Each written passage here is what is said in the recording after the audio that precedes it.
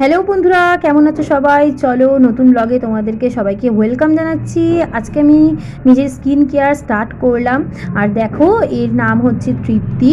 এ home service দিয়ে থাকে আর খুবই অল্প টাকায় কাজ করে থাকে আর খুবই ভালো কাজ করে। ও ট্রেনিংও নিয়েছে এই বিউটিশিয়ান কোর্সে, আর ওর এক্সপিরিয়েন্সও আছে। ও একদম প্রফেশনাল কাজ করে। ও বিউটি পার্লারে অনেক বছর কাজ করেছে, কিন্তু ওর বেবি হওয়ার পর থেকে ও শুধু এগুলো ঘরেই মানে টুকটাক কাজগুলো করে, মানে পুরো টাইমটা দিতে পারে না বেবিকে সামলানোর জন্য। তো তোমরা যদি কেউ এর কাজ দেখে পছন্দ হয় আমাকে কমেন্ট করতে পারো, আমি এর নাম্বার প্রোভাইড করে দেবো। ও কিন্তু হোম সার্ভিস দিয়ে থাকে, খুব অল্প টাকায় ভালো কাজ করে। তো যাই হোক, স্কিন কেয়ারটা তোমরা দেখো আর তোমাদের সাথে শেয়ার করবো যে স্কিন কেয়ারের এই এত নেশা আমার কোথা থেকে হলো। তো একটা সময় তো এমন ছিল যে আমি মুখে কিছু ইউজই করতাম না, কারণ আমার ছোটোবেলা থেকে খুব সেন্সিটিভ স্কিন, মানে ওই যে ফেয়ার অ্যান্ড লাভলি ওইসব আমি কোনো দিন ব্যবহার করতে পারিনি। তো যাই হোক, যেটা তোমাদেরকে বলছিলাম, আমার ঠাকুমা মানে আমার ঠাম্মি ছিল রাজশাহী ঢাকার মানুষ আর জমিদার পরিবারের মেয়ে, কিন্তু দেশভাগের সময় কলকাতায় চলে আসতে হয়েছিল। আর আমার ঠাকুরদাদা ছিলেন কলকাতা পুলিশে চাকরিরত। তো আমার মানে ঠাকুমা খুবই একজন শৌখিন মানুষ ছিলেন। তো আমি যখন আস্তে আস্তে বড় হতে শুরু করলাম, আমার পারফিউম, স্কিন কেয়ারের সব কিছু আমার খুব ভালো লাগতে শুরু করলো। কসমেটিক বলছি না, কিন্তু স্কিন কেয়ারের প্রোডাক্টের কথা বলছি। আস্তে আস্তে আমার ইচ্ছাগুলো বাড়তে শুরু করলো, কিন্তু এদিকে দেখতাম আমার মা কোনো রকম স্কিন কেয়ার কোনো রকম কিচ্ছু ইউজ করতো না, আমার বাবাও করতো না।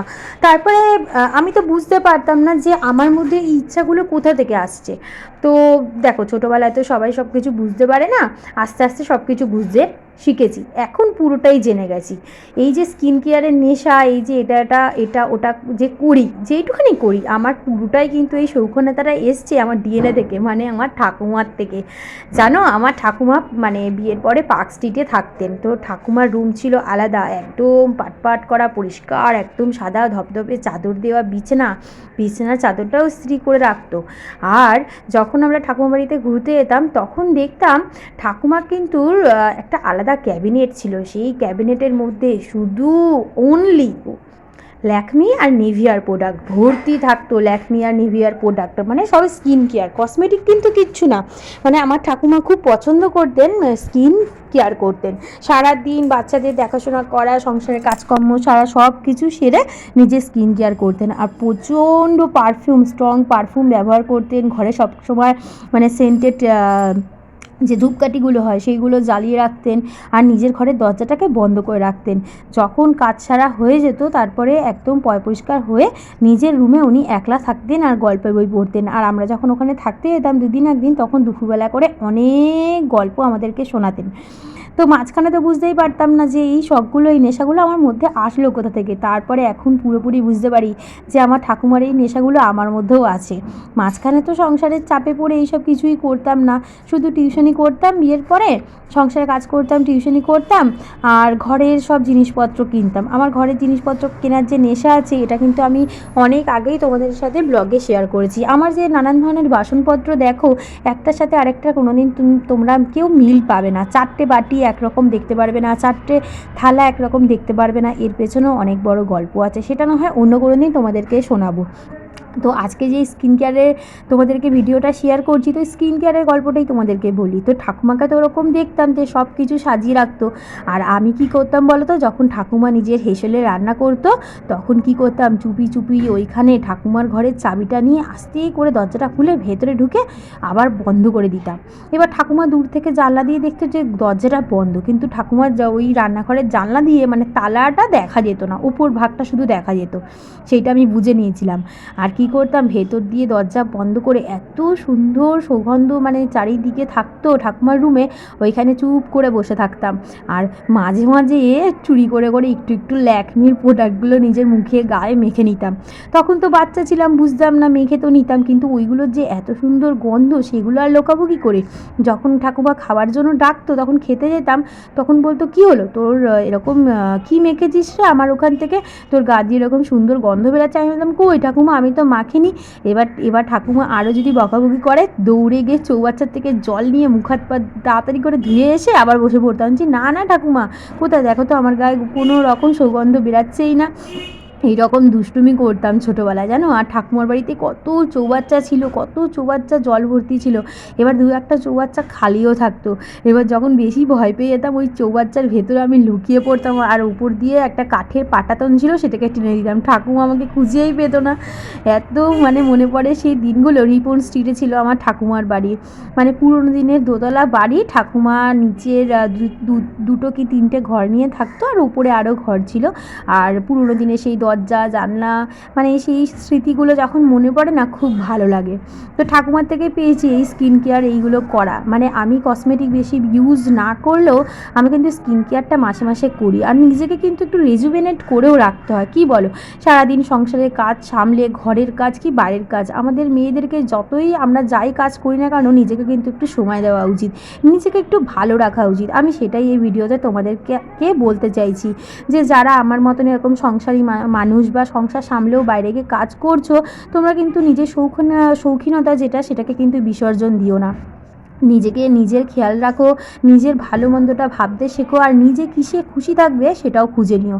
সেটা গল্পের বই পড়ে হোক, গান শুনে হোক, কোথাও চুপচাপ বসে হোক, বন্ধুদের সাথে একটা সিনেমা দেখে হোক, বা নিজের স্কিন কেয়ার করে হোক। আমি কিন্তু আমার জীবনে বেশি বন্ধুবান্ধব নেই। আমি কেন বন্ধুবান্ধব নেই সেটা না হয় আবার কোনো একটা অন্য ব্লগে তোমাদের সাথে সবই আস্তে আস্তে শেয়ার করব। একটা সময় আমার অনেক বন্ধু ছিল, কিন্তু এখন আমার জীবনে গোনাগুনতি দু একজনই আছে। তো এই যে আমার যে স্কিন কেয়ার করছে, সেও কিন্তু আমার একটা বন্ধুর পর্যায়ে পড়ে। কেন বলো তো, এই যে দেখছো ও আমাকে ম্যাসাজ করছে, আমি কিন্তু সমানে বকবক করছি, ও কিন্তু চুপ নেই, ও বকবক করছে, আমিও বকবক করছি, মানে দুজনে গল্প করছি, আর ওর কাজ করছে, আমি ওর সার্ভিসটা নিয়ে নিচ্ছি। তো যাই হোক, ওর কাজটা তোমরা দেখতেই পাচ্ছ। অবশ্যই যদি ভালো লাগে, ও কিন্তু আমার লোকেশানেই থাকে, আমাকে কমেন্টে বলতে পারো, আমি কিন্তু তোমাদেরকে নাম্বারটা দিয়ে দেবো।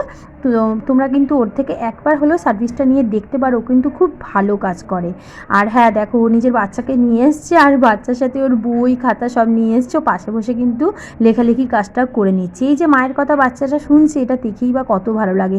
আমাদের মতন এরকম গৃহিণীরা যারা ঘর সামলেও বাইরে গিয়ে টুকিটাকি নিজের আর্নিং করছে, তাদেরকে আমি স্যালুট জানাচ্ছি। কারণ ছেলেরা তো শুধু বাইরেটাই সামলায়, কিন্তু মেয়েদের কত কিছু যে সামলাতে হয়, শুধু এই কথাটা শুধুমাত্র মেয়েরাই বুঝবে। ঘরের কাজ শুধু ঘরের কাজই হয় না, একটা দায়িত্ব, একটা কর্তব্য আমরা সারা দিন 24 ঘন্টা পালন করছি। যাই হোক, আমরা মারা মেয়েরা তো অনেক মানে সহ্যশীলা। তো এই জন্যই বলছি যে আমাদের মতো ধৈর্য, আমাদের মতন সহ্য ছেলেদের মধ্যে, কিছু কিছু ছেলেদের মধ্যে আছে, আবার বেশিরভাগই নেই। তো এই যে ঘর সামলে বাচ্চাকে নিয়ে এসে কাজ করছে, এই জন্য আমার ওকে খুব ভালো লাগে। আর কোনো কোনো ক্ষেত্রেও বাচ্চাকে নিয়েও যায় না, কিন্তু আমি বলেছি যে না, তোমার অসুবিধা হলে তুমি ওকে নিয়ে আসবে, আমার কোনো অসুবিধা নেই। ও পাশে বসে কোনো দিন খেলা করে, কোনো দিন মোবাইল দেখে, কোনো দিন খাতা লেখালেখি করে, কোনো দিন আঁকাআঁকি করে। তো ওর মায়ের কাজটা হয়, আমার কাজটা হয়, আর বাচ্চার মানে দেখাশোনাটাও হয়। তো যেটা বলছিলাম, তো স্কিন কেয়ার করলে কি বলো তো, নিজেকে একটুখানি রেজুভেনেট লাগে, ভালো লাগে। তাই বলছিলাম যে সবসময় কিন্তু নিজের খেয়াল রাখবে। ঘর সংসার বাচ্চা এই সমস্ত সামলাতে সামলাতে কোথাও যেন আমরা নিজেকে ভুলে যাই। তো এরকম ভুললে হবে না। আমার মাকে আমি সারা জীবন দেখেছি একটা স্কিন কেয়ারের জিনিসও কিন্তু ব্যবহার করেনি। তো আমি আবার ভাবতাম, মাকে বলতাম চলো মা, তোমাকে আমি ফেসিয়াল করে দিই, তোমাকে এটা করে দিই, তোমাকে ওটা করে দিই, কিন্তু মা রাজি হতো না। মা বলতো দাঁড়া দাঁড়া লুচিটা ভেজে নিই, আবার বাবা বলতো চা করা, বলতো দাঁড়া দাঁড়া চাটা করে নিই, আবার বলতো দাঁড়া আমার রান্না বাকি আছে, দাঁড়া আমার এসব ভালো লাগে না। কিন্তু আমি আবার অন্যরকম হয়েছি, আমি আমার ঠাকুমার মতন হয়েছি। আমি নিজের খেয়াল রাখতেও ভালোবাসি, আর পরিবারেও। এই দেখো, গল্প করতে করতে আমার স্কিন কেয়ার কমপ্লিটেড হয়ে গেছে। দেখো এই সময় কিন্তু শুধুমাত্র আমার এই রাফ মানে একদম যে স্কিনটা তোমরা দেখতে পাচ্ছ, কিছুই লাগাইনি, কতটা পরিষ্কার হয়েছে। হ্যাঁ, ক্যামেরা তো একটু বেশি জাস্টিফাই করছে বারবার এই কথাটা বলে, কারণ আমার স্কিন এতটাও ক্লিয়ার না, পিগমেন্টেশন অনেক আছে। তো যাই হোক, কতটা স্কিন ক্লিয়ার হয়েছে একদম, দেখো একদম স্কিন তোমাদেরকে দেখাচ্ছি, কত সুন্দর ম্যাসাজ করেছে। তো তোমরা চাইলে কিন্তু ওর সাথে যোগাযোগ করতে পারো।